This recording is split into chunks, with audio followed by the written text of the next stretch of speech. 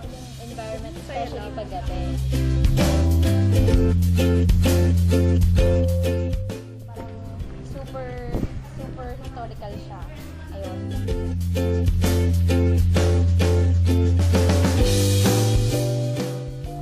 Ganyan siya sa lugar.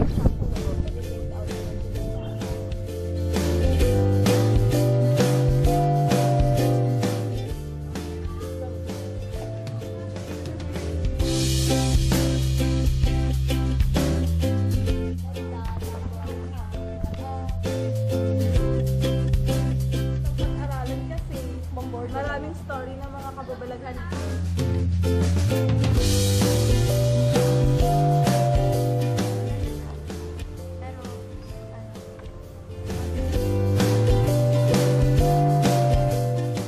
So, yaring-yari talaga sa bako.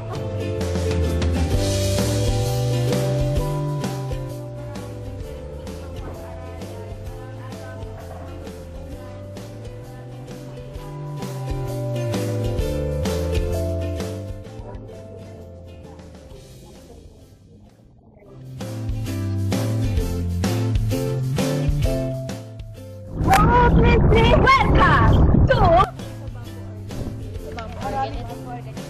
Bamboo Organ.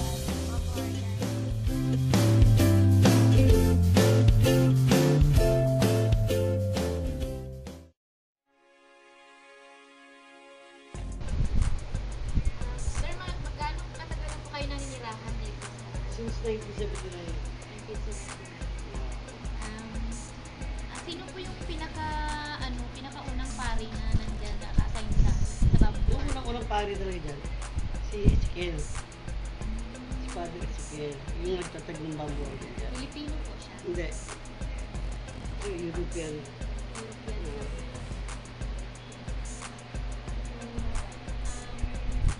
May ano pa po kayo? May alam pa po kayo tungkol sa Bamboo Organ? Ang tanong ko lang, Anong kampana? Ibang, alam ko yung ibang story niya na paano yung, bakit nagiging Bamboo Organ po yung pangalan niya? kasi kawayan talaga yun. Kawayan yan, natinayo ni Father Ezekiel na pinagawa. Pero hindi man dito inassemble yan eh. Dito kinuha yung kawayan, dito binabat sa dagat. Kaya hindi nasisira yan eh. Kasi binabat sa dagat yan eh.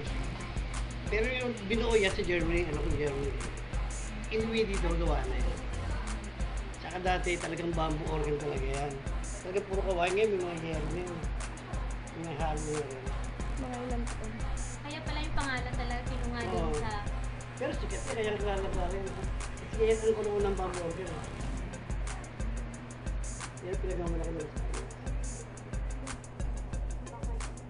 yung bakit nawala na yung mga yung mga sinunang sapat na yung sila ba talagang nag-aalala ng spirit? Yung bali yung mga paring na dati hindi ba yung ibang parang nung nawakan ng diocese na iba na may hawak ng diocese ng St. Andrew na dati sarili yan noon. Yung dati yung mahawak talaga una dyan madre. Ngayon tinanggal yung madre. Nawala yung mga pari mo. Ang unang mga pari naman dyan, sila Father Leo, Father Mark, yan ang matatagal, yung mga pari nila, nakagis na dyan.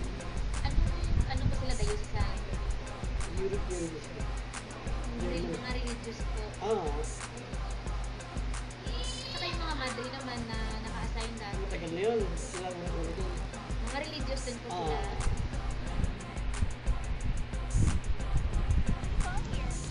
I work for the German school in Manila. Oh, really? Yeah, What and I have a school? contract for 3 years. The GES, Oh, I the see. German European School in Manila. It's in Paranaque City. How far niya? So how long have you been here? 6 months. And I'm staying for 3 years. That's why I'm here. So we're enjoying your stay here in the Philippines? Yes. Now guess why? Why? Yeah, you guess why. For instance, which one? Quickly. Answer your own voice. Another one.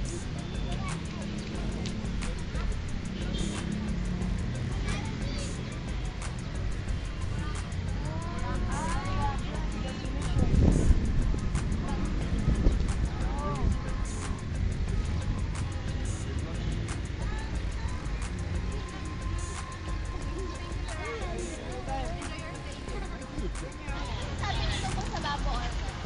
Ang pinakamaganda, yung ginadara yung mga Amerikano. Nakita niyo na po, Yung ano. yung Babo Organ. Ano kuya ang tunog? Maganda po. Maganda po. Maganda. Parang nasa langit. Ito parang nasa itin ka nga. Sa heaven daw. Parang paglong ka sa taas, tapos pinatutugtog yan. Punta kayo, subukan nyo paglinggo. At tinutugtog po yan? Opo, paglinggo. Mga anong oras po yun? 7:30, 9. Ng umaga po? Opo. Pero wala pa kayong ano dito mga kwentong barbero. Yung mga multo, gano'n. Hindi pa kayo namulto dito? Ngayon pa lang. Sa taas. Doon pa. Ngayon pa lang, nagtatanong pa. Pero nakakatagal na po kayo nagbebenta dito. May mga na-encounter po kayo dyan. Kakaibang bag sa babalaghan, ganun po. Meron po. Wala po. Nagsisimpa rin po kayo dyan. Nagsisimpa din po kayo. Siyempre, katolik po. Regular po kayo dito? Tagal na. Mga ilang years na po kayo dito? Mga 60 years na ako dito.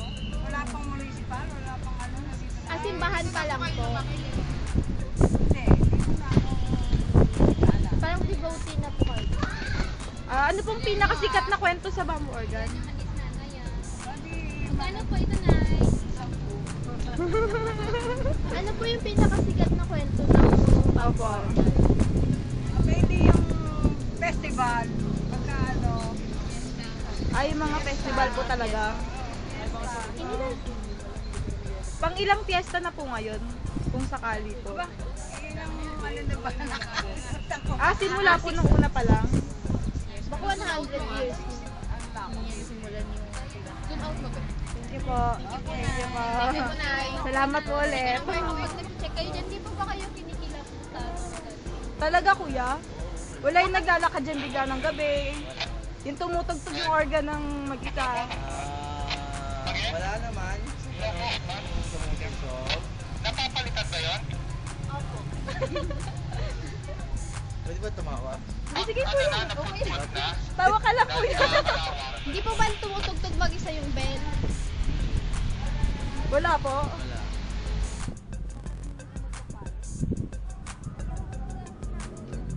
Sabi ko na may bugot na ulo dito eh. Sino siya?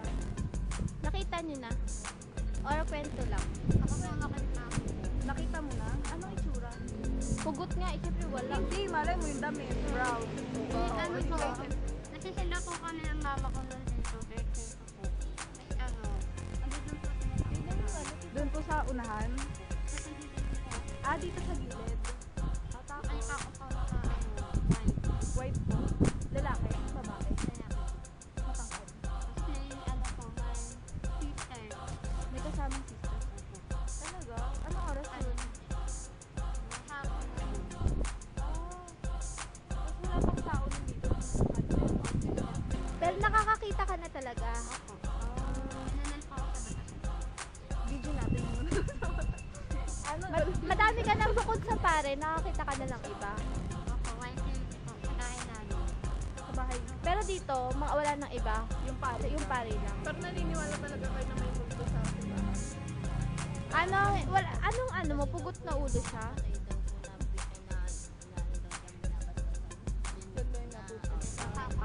Akala mo nung una statwa lang. Ano kung papae, dapat ako test ako sa kanya. Ano, ako walang ulo. Saan ako malakas? Sila unawa lang. Nanigas ka na. Ano na po. Nadali punta ako na makita. Anong oras kayo nun pumunta? Mga paggabi na? 4. Sige, thank you. Sige, saan kayo pupunta?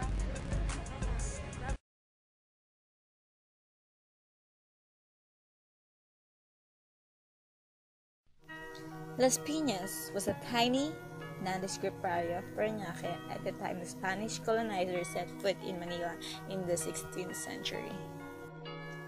The origin of the name Las Piñas is surrounded by mystery and legend, but the actual details of which are no longer known. Popular sources usually point to either two accounts. One is that immense tracts of wild and cultivated pineapples were found in the town by the early Spanish settlers. Las Piñas, or piñas being the Spanish word for pineapples. But succeeding researchers, however, show that very few pineapple plants have ever been grown in Las Piñas and that pineapple fruits were probably brought into the town by traders coming from the direction of Cavite. Another theory was based on linguistics derivations. Another possibility to the origin of Las Piñas is that the term came from Las Espinas, or the thorns. One village was once called Aromahan because of the thorny aroma trees which grew in the area in wild abundance. Closer explanation to the origin of Las Piñas may be that of Las Peñas, denoting the rocks or the boulders. A material evidence pointing to the veracity of this explanation is the engraving of Las Penas on the old bell still found in the museum of the parish of St. Joseph, home of the bamboo organ. This engraving on the bell solidifies the claim that Las Penas or Las Piñas was the old name of the town. Whether wrapped in legend, folklore, or truth, the reason behind the name Las Piñas shall remain of great interest. Moving on, as I mentioned earlier, before 1762, Las Piñas was a fishing village of Parañaque. In August 1775, the town's spiritual administration was turned over to Augustinian Recollect. After 2 decades, in 1795, Las Piñas began to be a town in more ways than one.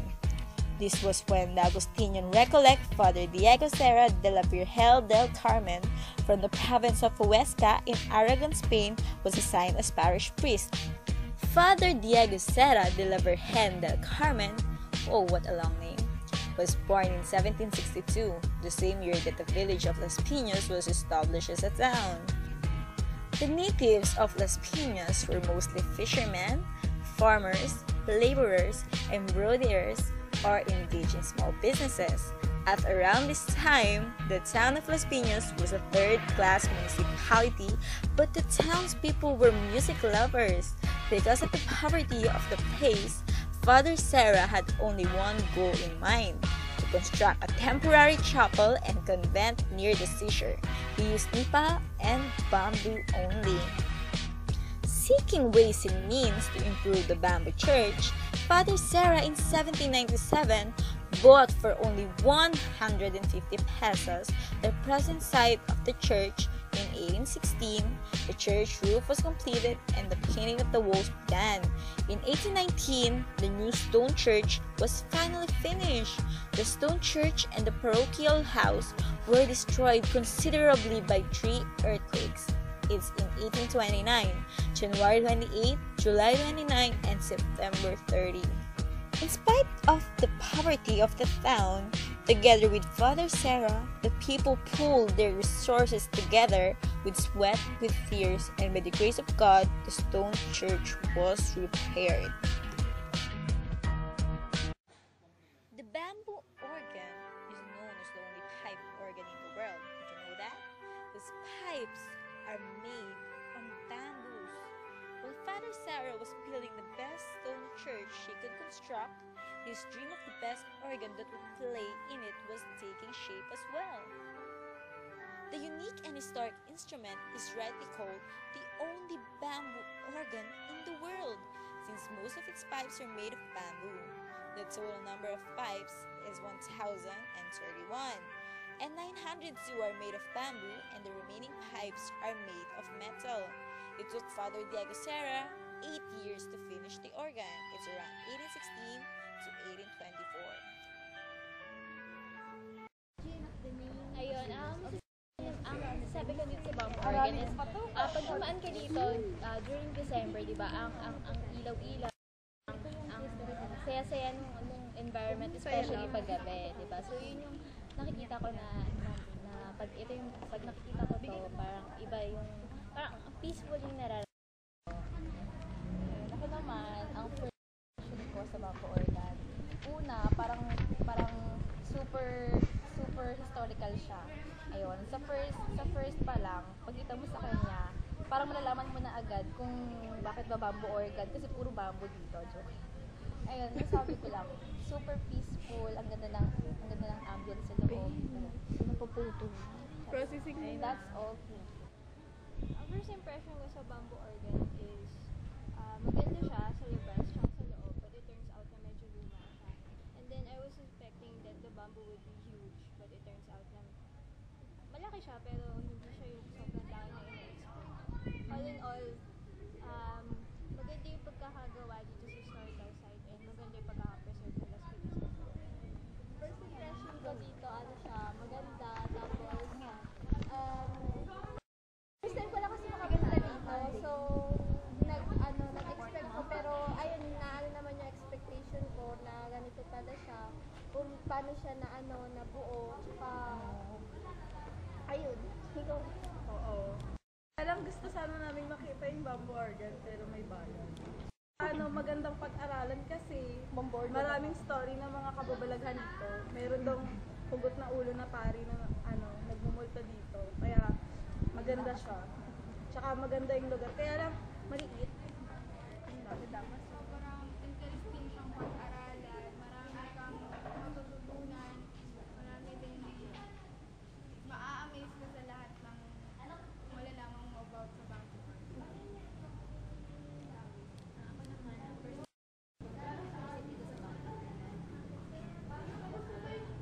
Sobrang amazed ko din po sa nung dumating kami, narinig ko na talaga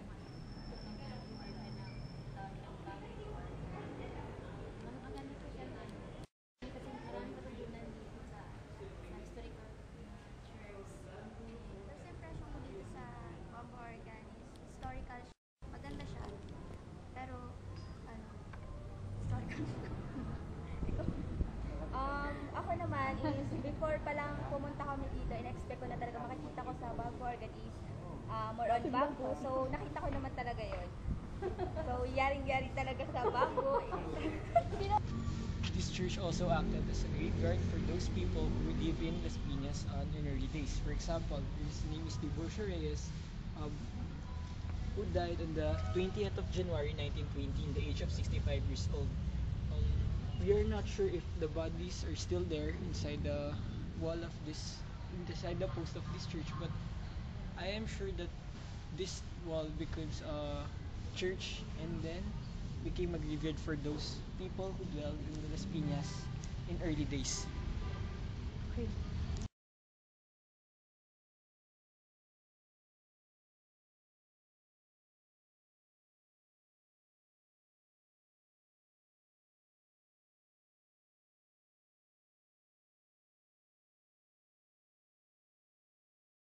When the three earthquakes rocked the town of Las Piñas in 1880, July 14, July 18, and July 20, the organ was heavily damaged. In February 1883, repairs on the church and the organ were carried out. When the administration of Las Piñas Church had passed on the CICM, Congregation of the Immaculate Heart of Mary, or Belgian Fathers, Father Victor Faniel showed deep appreciation of the organ's historical value.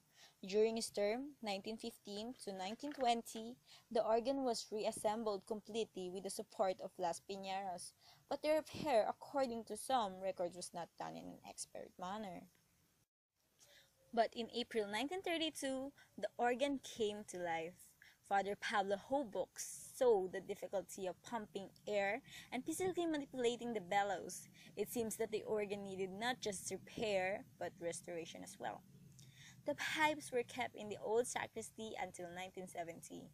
Father Mark the Sage, CICM, and his assistant Father Leo Rinier, who happened to be a musician and organist, combined efforts to have the bamboo organ restored to its original glory. In 1972, a contract for total restoration was awarded to Johannes Kleis Orgelbau in Bonn, Germany, where the organ was shipped in 1973. The restored organ returned home on March 1975 to a joyous welcome by the Filipino people. Since then, a yearly festival is held in February, attracting both local and international tourists and music enthusiasts. The Las Piñas Church had to be restored also. Architects Francisco Mañosa and Ludwig Alvarez did an outstanding job of restoring the church that was once from Father Serra's Passion. On December 3, 1972, the newly restored church was inaugurated and loaded by all who came to visit it. Father Diego Serra held the post of parish priest continuously from 1975 to shortly before his death in 1832, or a total of 37 years. In 1994, St. Joseph Parish and St. Joseph's Academy sent 4 competent young boys abroad. 2 of them, si Alwin Tagle and Edgar Montiano, is one sent abroad to study maintenance and preservation of the bamboo organ, while Armando Salarza and Gary Fajardo, after high school, was sent to the University of Music and the Performing Arts in Graz, Austria. Armando Salarza is the titular organist of the bamboo organ in Las Piñas. The unquestionable competence of these 4 young products of St. Joseph's Academy is the result of their intensive training in organ building in various European communities. Another attraction at the parish of St. Joseph, aside from the bamboo organ, is the Las Piñas Boys Choir, the 2008 world champion in the 5th World Choir Games held in Graz, Austria. The choir was founded in December 1969 by Leo Renier. Aside from the daily rehearsals, some boys are also studying how to play the organ. The Bamboo Organ Foundation Incorporation, or BOFI, on the other hand, is a non-stock, non-profit organization founded to preserve and maintain the historic bamboo organ. It also engages in the spiritual, educational, and social enrichment of the people of Las Piñas.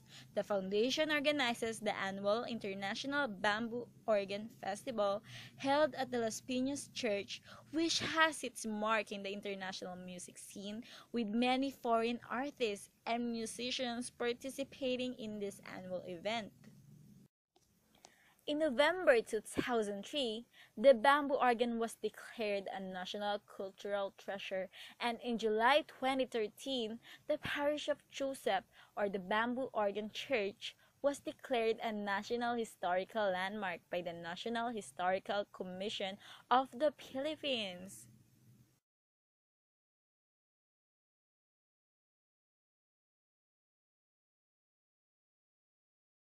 Idineklara ng historical landmark ng National Historical Commission of the Philippines ang St. Joseph Parish Church sa Las Piñas, kung saan matatagpuan ang makasaysayang bamboo organ. Ilang siglo man ang lumipas mula nang ipagawa ito, patuloy ito nagbibigay musika sa mga dumadalaw sa simbahan. Balita hatid ni Bam Alegre.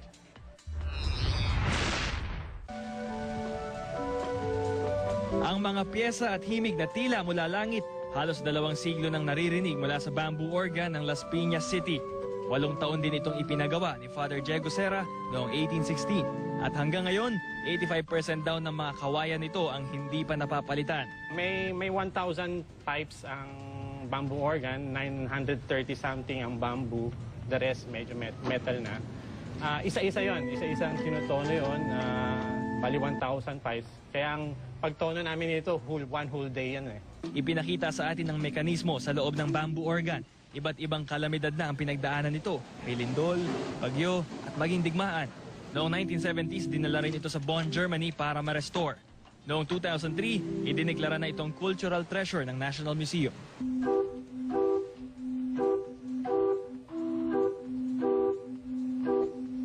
Ito yung miniature version ng bamboo organ na nasa loob ng simbahan at yung acoustics ng instrumento nagmumula talaga sa mga kawayan. Sa katunayan, para siyang serye ng mga bamboo flute. At pwede pang haluan ng tunog mula sa bakal.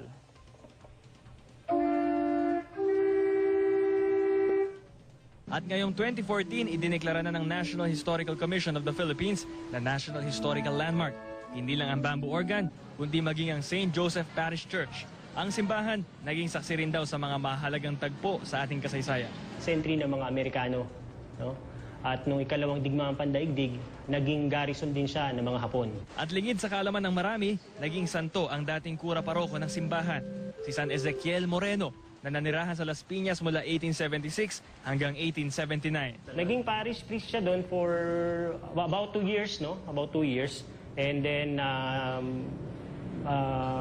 na-canonize na siya ni Pope John Paul, in fact. Bam Alegre, GMA News.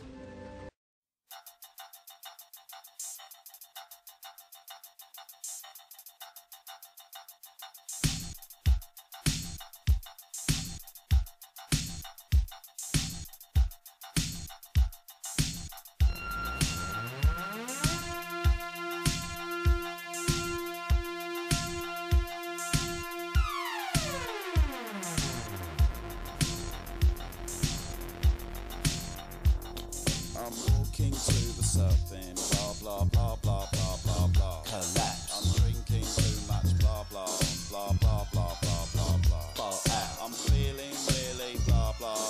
I want to blah blah blah. Collapse. And in the end it means I blah blah blah blah blah blah blah. The end. I got myself together, blah blah blah blah blah blah blah. Watch out. I didn't need the patience, I blah blah blah blah blah. Collapse. Don't you get too close, or I'll blah blah blah blah blah. Break up. Stick it up your nose, blah blah blah blah blah blah blah. The end.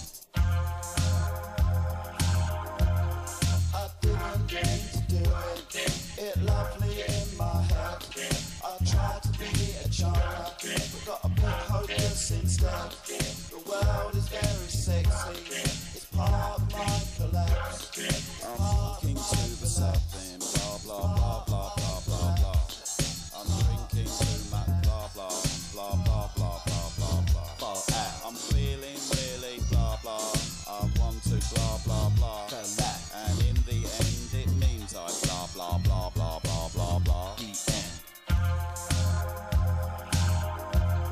I didn't mean to do it. It lovely in my head. I tried to be a child, but got a bit hopeless instead. The world is very sexy. It's part of my collapse. I'm walking to the surfing, blah blah blah blah blah blah blah. I'm drinking too much, blah blah blah blah blah blah blah blah. Fall out. I'm feeling really blah blah. I want to blah blah blah. Collapse. And in the end it means I blah blah blah blah blah blah blah. The end.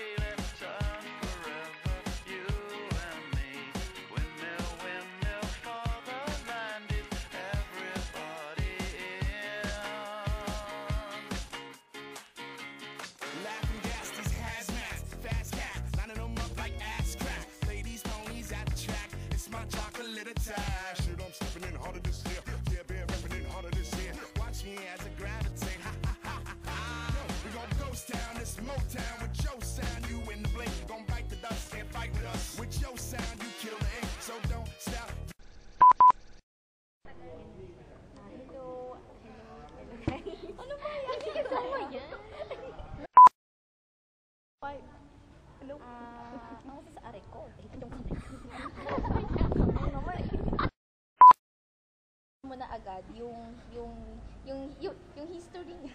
Ano ba yan? Ay, na yun, cut na yun. Huwag kasi tayo, Rish. Huwag kasi kayo tumingin na. Nakikita. Ano, picture taking? Ano ba yan? Maseryoso. Wala. Tapos sa kulot ko ngayon.